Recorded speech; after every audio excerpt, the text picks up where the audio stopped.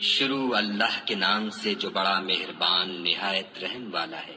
لوگو، اپنے پروردگار سے ڈرو کہ قیامت کا زلزلہ ایک حادثہ عظیم ہے۔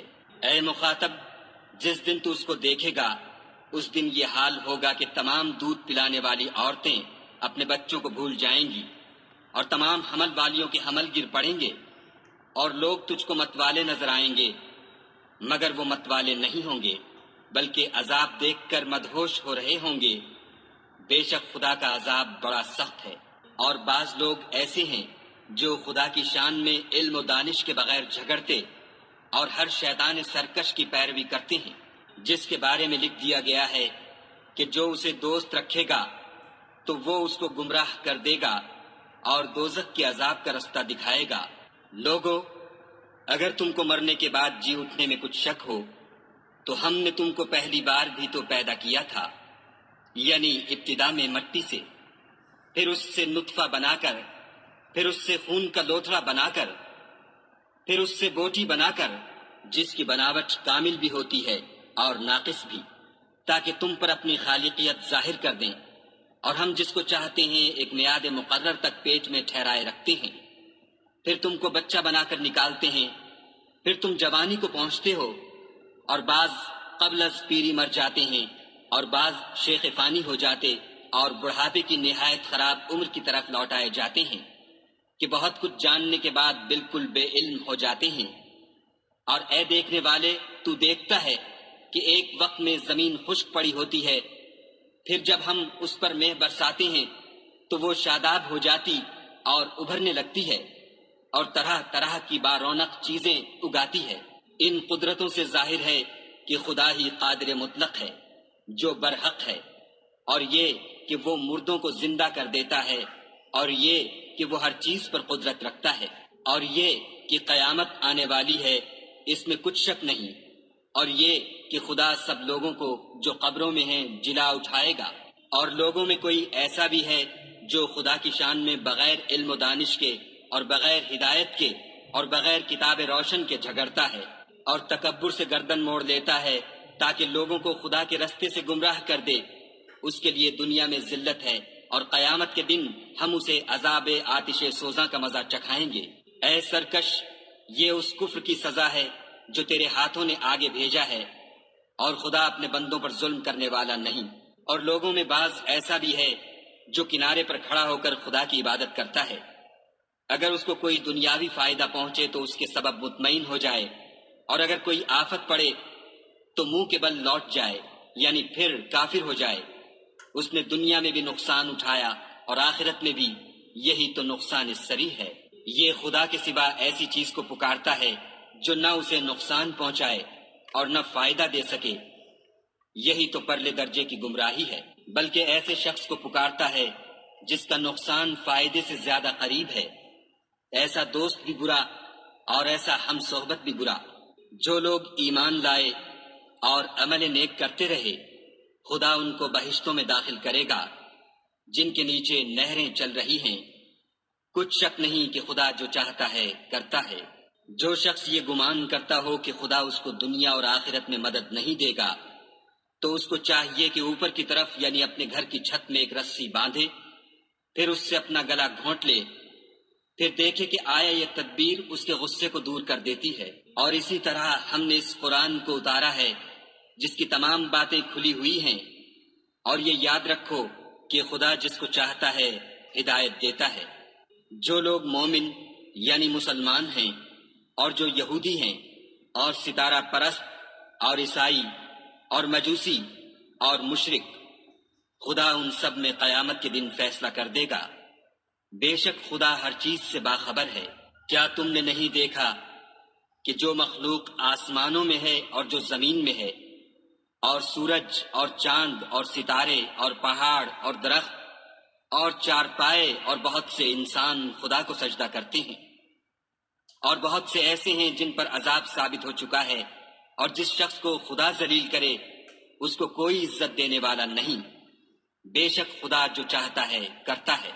یہ دو فریق ایک دوسرے کے دشمن اپنے پروردگار کے بارے میں جھگڑتے ہیں، تو جو کافر ہیں ان کے لیے آگ کے کپڑے قطع کیے جائیں گے، اور ان کے سروں پر جلتا ہوا پانی ڈالا جائے گا، اس سے ان کے پیٹ کے اندر کی چیزیں اور کھالیں گل جائیں گی، اور ان کے مارنے ٹھوکنے کے لیے لوہے کے ہتھوڑے ہوں گے۔ جب وہ چاہیں گے کہ اس رنج و تکلیف کی وجہ سے دوزخ سے نکل جائیں تو پھر اسی میں لوٹا دیے جائیں گے، اور کہا جائے گا کہ جلنے کے عذاب کا مزہ چکھتے رہو۔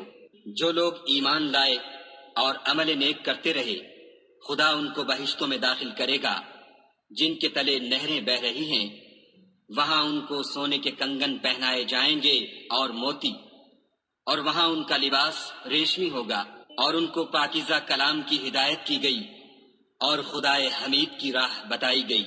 جو لوگ کافر ہیں اور لوگوں کو خدا کے رستے سے اور مسجد محترم سے، جسے ہم نے لوگوں کے لیے یکساں عبادت گاہ بنایا ہے، روکتے ہیں، خواہ وہ وہاں کے رہنے والے ہوں یا باہر سے آنے والے، اور جو اس میں شرارت سے کجروی و کفر کرنا چاہے، اس کو ہم درد دینے والے عذاب کا مزہ چکھائیں گے۔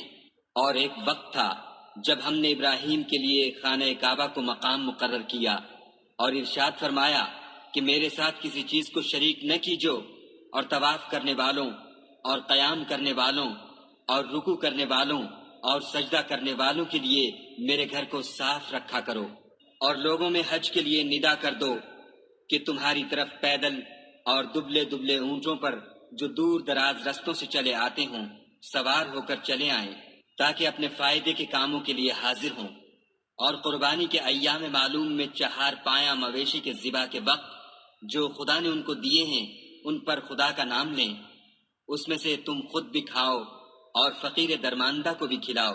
پھر چاہیے کہ لوگ اپنا میل کچیل دور کریں اور نظریں پوری کریں اور خانہ قدیم یعنی بیت اللہ کا طواف کریں، یہ ہمارا حکم ہے۔ اور جو شخص ادب کی چیزوں کی جو خدا نے مقرر کی ہیں عظمت رکھے تو یہ پروردگار کے نزدیک اس کے حق میں بہتر ہے۔ اور تمہارے لیے مویشی حلال کر دیے گئے ہیں سوا ان کے جو تمہیں پڑھ کر سنائے جاتے ہیں، تو بتوں کی پلیدی سے بچو اور جھوٹی بات سے اجتناب کرو، صرف ایک خدا کے ہو کر اور اس کے ساتھ شریک نہ ٹھہرا کر۔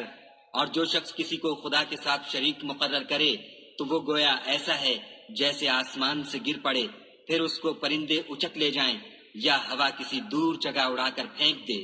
یہ ہمارا حکم ہے۔ اور جو شخص ادب کی چیزوں کی جو خدا نے مقرر کی ہیں عظمت رکھے تو یہ فعل دلوں کی پرہیزگاری میں سے ہے۔ ان میں ایک وقت مقرر تک تمہارے لیے فائدے ہیں، پھر ان کو خانہ قدیم یعنی بیت اللہ تک پہنچنا اور ذبح ہونا ہے۔ اور ہم نے ہر ایک امت کے لیے قربانی کا طریق مقرر کر دیا ہے، تاکہ جو مویشی 4 پائے خدا نے ان کو دیے ہیں ان کے ذبح کرنے کے وقت ان پر خدا کا نام لیں۔ سو تمہارا معبود ایک ہی ہے، تو اسی کے فرما بردار ہو جاؤ اور عاجزی کرنے والوں کو خوشخبری سنا دو۔ یہ وہ لوگ ہیں کہ جب خدا کا نام لیا جاتا ہے تو ان کے دل ڈر جاتے ہیں، اور جب ان پر مصیبت پڑتی ہے تو صبر کرتے ہیں اور نماز آداب سے پڑھتے ہیں، اور جو مال ہم نے ان کو عطا فرمایا ہے اس میں سے نیک کاموں میں خرچ کرتے ہیں۔ اور قربانی کے اونٹوں کو بھی ہم نے تمہارے لیے شعائر خدا مقرر کیا ہے، ان میں تمہارے لیے فائدے ہیں، تو قربانی کرنے کے وقت قطار باندھ کر ان پر خدا کا نام لو۔ جب پہلو کے بل گر پڑیں تو ان میں سے کھاؤ، اور قناعت سے بیٹھ رہنے والوں اور سوال کرنے والوں کو بھی کھلاؤ۔ اس طرح ہم نے ان کو تمہارے زیر فرمان کر دیا ہے تاکہ تم شکر کرو۔ خدا تک نہ ان کا گوشت پہنچتا ہے اور نہ خون، بلکہ اس تک تمہاری پرہیزگاری پہنچتی ہے۔ اسی طرح خدا نے ان کو تمہارا مسخر کر دیا ہے تاکہ اس بات کے بدلے کہ اس نے تم کو ہدایت بخشی ہے اسے بزرگی سے یاد کرو۔ اور اے پیغمبر صلی اللہ علیہ وآلہ وسلم، نیکوکاروں کو خوشخبری سنا دو۔ خدا تو مومنوں سے ان کے دشمنوں کو ہٹاتا رہتا ہے، بے شک خدا کسی خیانت کرنے والے اور کفران نعمت کرنے والے کو دوست نہیں رکھتا۔ جن مسلمانوں سے خواہ مخواہ لڑائی کی جاتی ہے ان کو اجازت ہے کہ وہ بھی لڑیں، کیونکہ ان پر ظلم ہو رہا ہے، اور خدا ان کی مدد کرے گا، وہ یقیناً ان کی مدد پر قادر ہے۔ یہ وہ لوگ ہیں کہ اپنے گھروں سے ناحق نکال دیے گئے، انہوں نے کچھ قصور نہیں کیا، ہاں یہ کہتے ہیں کہ ہمارا پروردگار خدا ہے۔ اور اگر خدا لوگوں کو ایک دوسرے سے نہ ہٹاتا رہتا تو راہبوں کے صومعے اور عیسائیوں کے گرجے اور یہودیوں کے عبادت خانے اور مسلمانوں کی مسجدیں جن میں خدا کا بہت سا ذکر کیا جاتا ہے گرائی جا چکی ہوتی، اور جو شخص خدا کی مدد کرتا ہے خدا اس کی ضرور مدد کرتا ہے، بے شک خدا توانا اور غالب ہے۔ یہ وہ لوگ ہیں کہ اگر ہم ان کو ملک میں دسترس دیں تو نماز پڑھیں اور زکوٰۃ ادا کریں اور نیک کام کرنے کا حکم دیں اور برے کاموں سے منع کریں، اور سب کاموں کا انجام خدا ہی کے اختیار میں ہے۔ اور اگر یہ لوگ تم کو جھٹلاتے ہیں تو ان سے پہلے نوح کی قوم اور عاد اور سمود بھی اپنے پیغمبروں کو جھٹلا چکے ہیں، اور قوم ابراہیم اور قوم لوط بھی، اور مدین کے رہنے والے بھی، اور موسیٰ بھی تو جھٹلائے جا چکے ہیں۔ لیکن میں کافروں کو مہلت دیتا رہا، پھر ان کو پکڑ لیا، تو دیکھ لو کہ میرا عذاب کیسا سخت تھا۔ اور بہت سی بستیاں ہیں کہ ہم نے ان کو تباہ کر ڈالا کہ وہ نافرمان تھیں، سو وہ اپنی چھتوں پر گری پڑی ہیں، اور بہت سے کنویں بیکار اور بہت سے محل ویران پڑے ہیں۔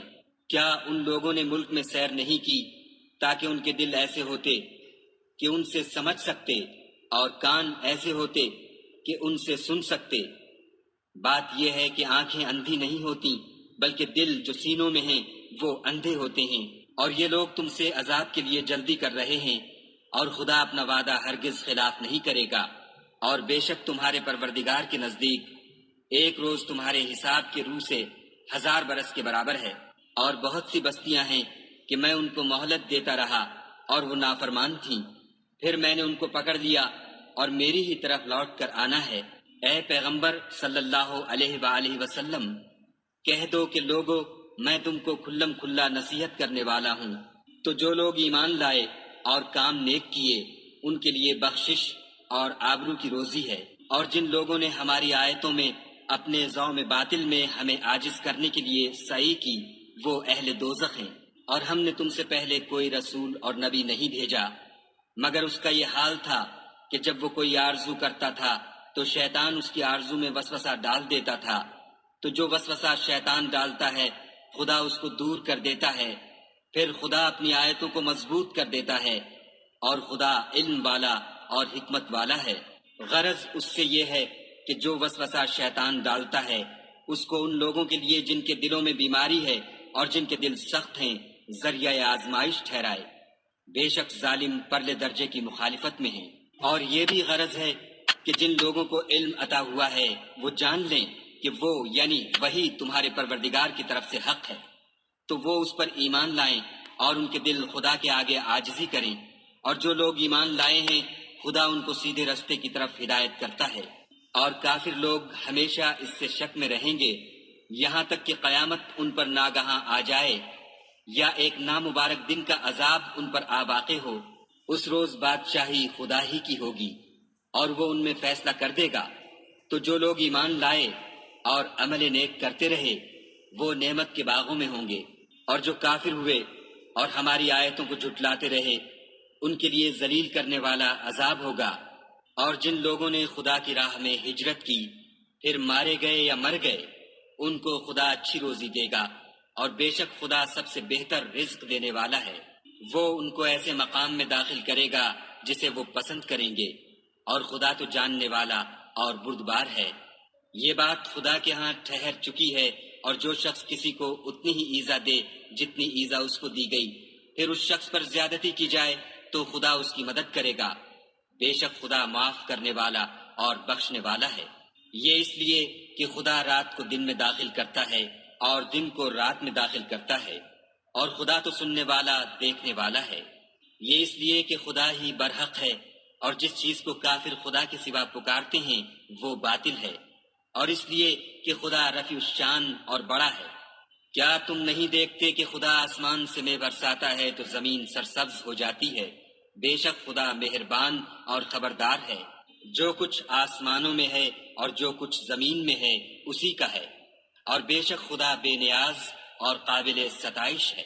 کیا تم نہیں دیکھتے کہ جتنی چیزیں زمین میں ہیں سب خدا نے تمہارے زیر فرمان کر رکھی ہیں، اور کشتیاں بھی جو اسی کے حکم سے دریا میں چلتی ہیں، اور وہ آسمان کو تھامے رہتا ہے کہ زمین پر نہ گر پڑے مگر اس کے حکم سے۔ بے شک خدا لوگوں پر نہایت شفقت کرنے والا مہربان ہے۔ اور وہی تو ہے جس نے تم کو حیات بخشی، پھر تم کو مارتا ہے، پھر تمہیں زندہ بھی کرے گا، اور انسان تو بڑا ناشکرا ہے۔